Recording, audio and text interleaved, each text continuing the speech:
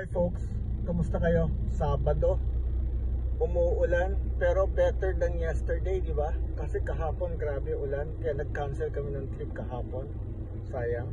Today nag-cancel kami kasi feeling namin baka hindi pa maayos yung daan. But bukas, lalarga po kami. God willing. But anyway, meron lang gustong i-share sa inyo kung bakit, you have to be thankful, you have to be proud na NanoCell ang napili nyo. Bakit? Okay.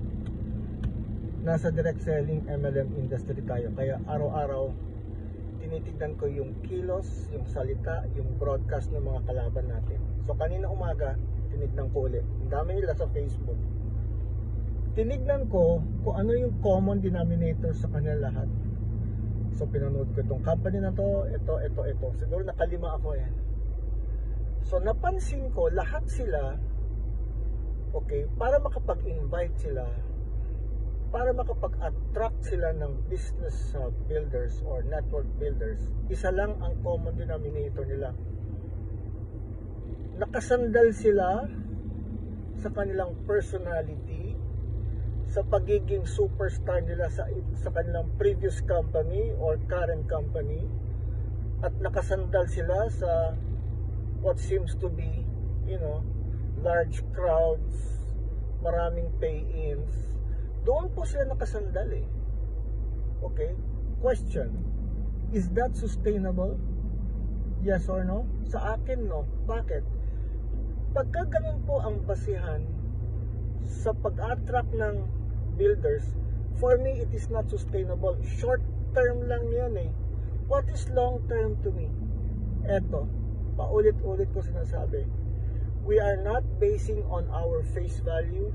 Hindi tayo nagbe-base sa kagwapuhan natin o sa gaano tayo kayaman or gaano tayo ka-popular or famous. Nagbabase tayo sa something more sustainable. Like one, paulit-ulit ako, meron tayong sariling manufacturing firm sa Subic, Zambales. Meron tayong sariling spirulina farm. Yung manufacturing natin is NanoCell, which is compliant, FDA compliant, ISO compliant, GMP compliant, HACCP compliant. Kasi nga, itong manufacturing na to is nutraceutical grade or level of manufacturing. Kasi nagmamanufacture siya ng food supplements that is science-based. Pangalawa, it is owned by a doctor who is a gerontologist, biologist, functional medicine expert, surrounded by a team of doctors, kanya-kanyang specialty, no? And then, meron tayong NanoCell, which is the marketing arm, managed by professional individuals. Tapos, we provide coaching, training and coaching para yung skill ng ating network builders tumatag. What else? Okay? Meron tayong 8 or 7 flagship products that are all FDA approved. Okay? So, based on these leaders, mas nakasandal tayo sa pader. Sad to say, hindi tayo umaasa or hindi tayo nakasandal sa ating, kagwapuhan. I'm sorry to say this. So you're lucky,